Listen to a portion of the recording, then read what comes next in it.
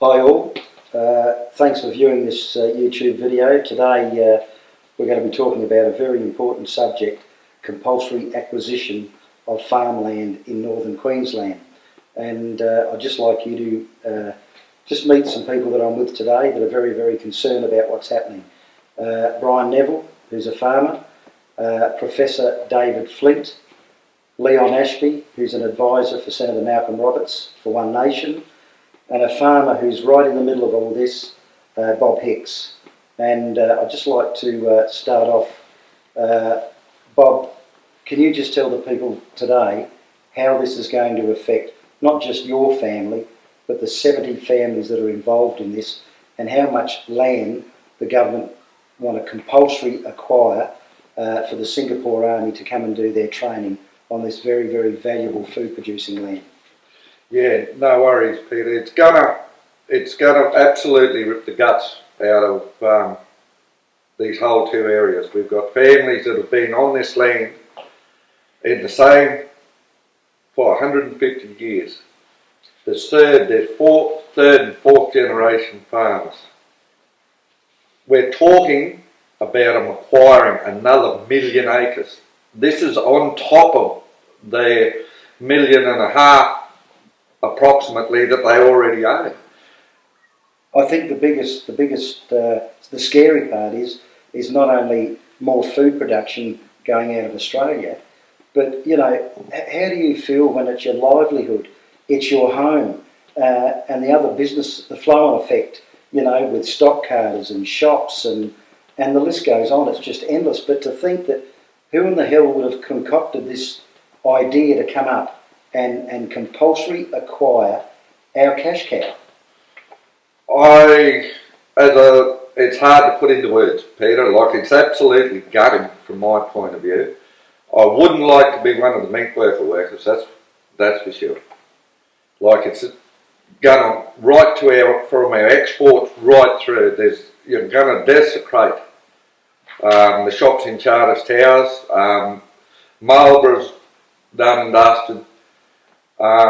It is just that big of a picture, it's almost incomprehensible.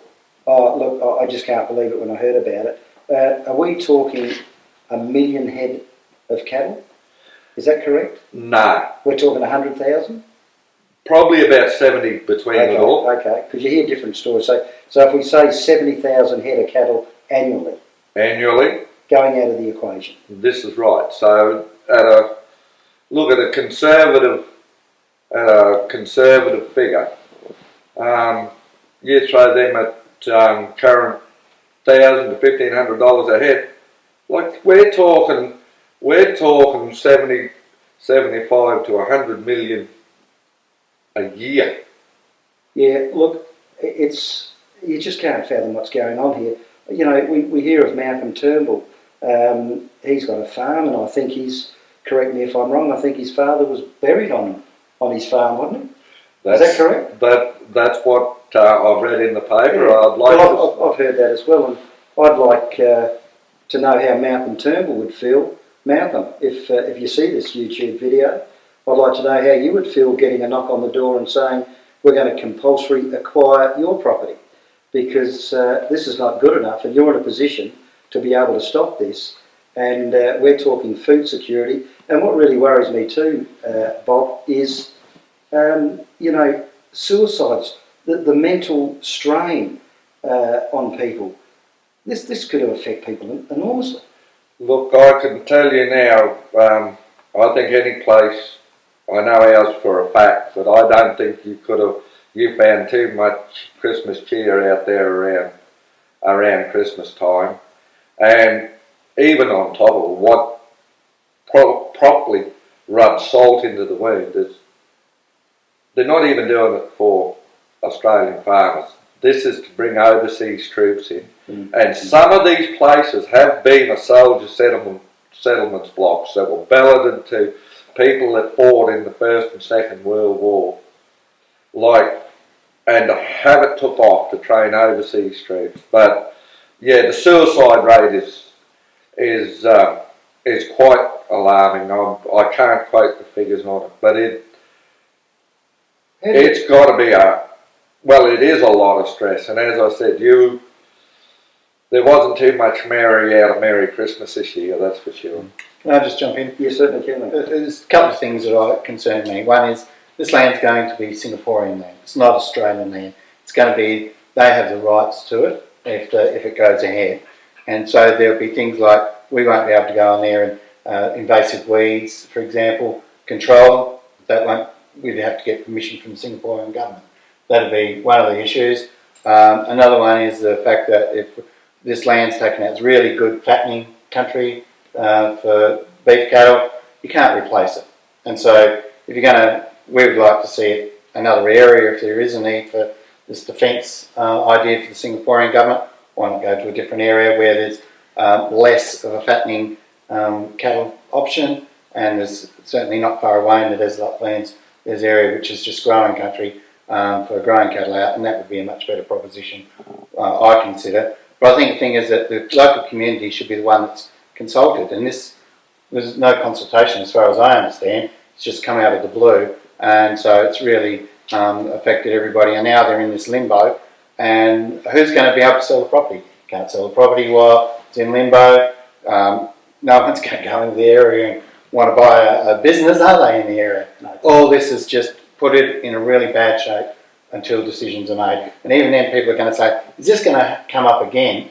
Because we've already had land there, army land being there in the area, and now they want to get bigger. So I would like to see all that go back to farming area in that area close to the coast, and the defence area be out further inland in the desert uplands area, if that was suitable to the grazing area there. And it is, and even while we've already got invasive weeds on their areas now, with this cyan weed, they've got some minor runoff from Benlonian uranium mine, but it could be regenerated. There, certain areas would have to be excluded. They're high impact areas.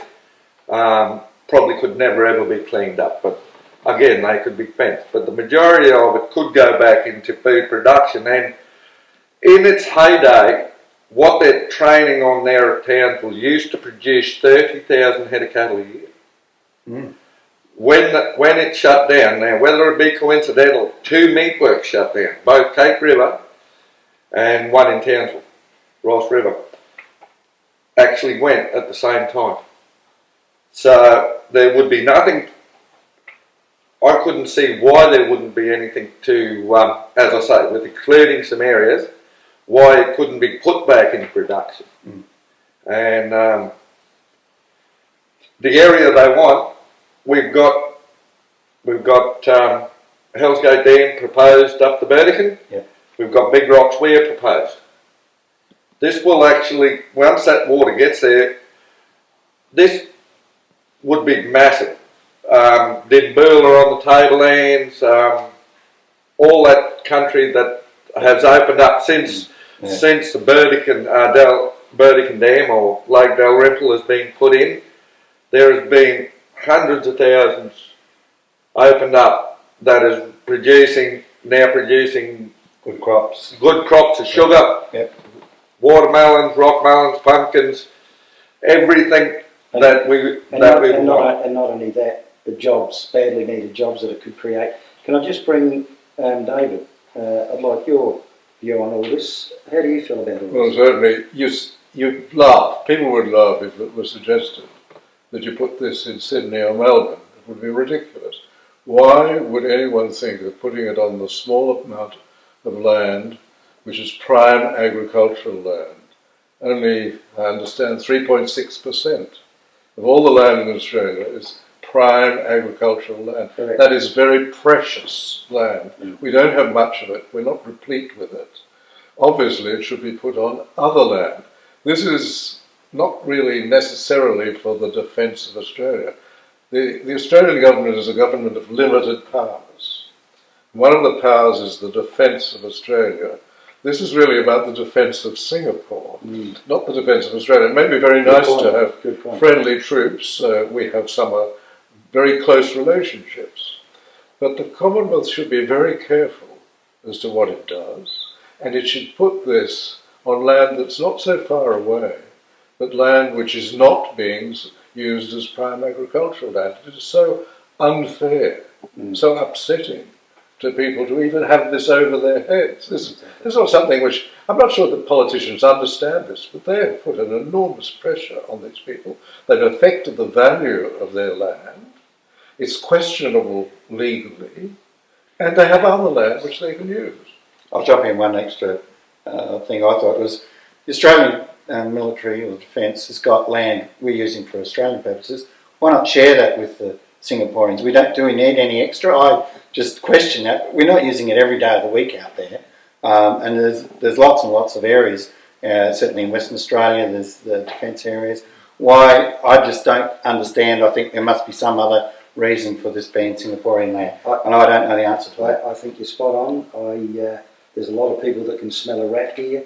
I think Christopher Pine, you need to come out and tell us a little bit more on what's going on. Brian, how would you like somebody knocking on your door and saying we're going to compulsory acquire your property? I wouldn't like it at all, and I wonder how these politicians feel with, it seems as though with some of the media coverage lately, a lot of them have acquired investment homes. I wonder how they'd feel if somebody came knocking on their door and said, oh, we're going to acquire your home for refugee housing. That's a very, very good point. Look, I think we'll just... one thing before you go for it, Bob. Pete, again coming back to you, Leon,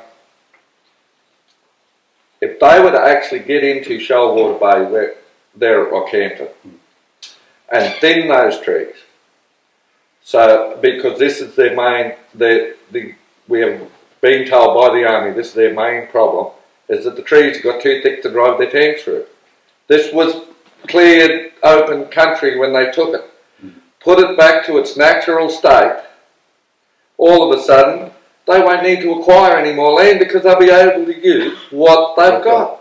I think that's a funny one because as landowners, and we've been tree clearing, I've had properties out Western Queensland, and they come back whenever you bowl the trees over, they sucker and they come back. And so you have to have a constant management of keeping the trees under control at a certain, if you want a certain density. And there it is, the Australian Government's Defence Force hasn't been looking after the land very well, and that's got trees sticking down. That's causing their activities problems. Good point, Bob. Bob, just one other thing too. What sort of money we're talking? $2.25 billion, is it? Over 25 years. So that money's not going to be paid up front. That's going to be paid over 25 years. Unfortunately, we've only, all I know is what I read in the newspaper. Yeah, no, that's okay. We've had a 15-minute meeting with the Army over this whole issue. That's all. This is all we've had over this whole issue. That's been our full consultation process, has been 15 minutes. And the minister came to see you, did she? Oh, no. She sent Brigadier Tim Bailiff, Sean Hawkins, and I can't think of Andrew's name for the love of me, last name, but that who has come and met with us. Well, that's a disgrace. Look, we'll finish off with this, but I just want to say to the people of Australia, because this could happen anywhere in Australia, not just in northern Queensland. And if we could just ask you people watching this video, please get on the phone, email Malcolm Turnbull's office, Maurice Payne's office, and tell them this is outrageous, absolutely outrageous.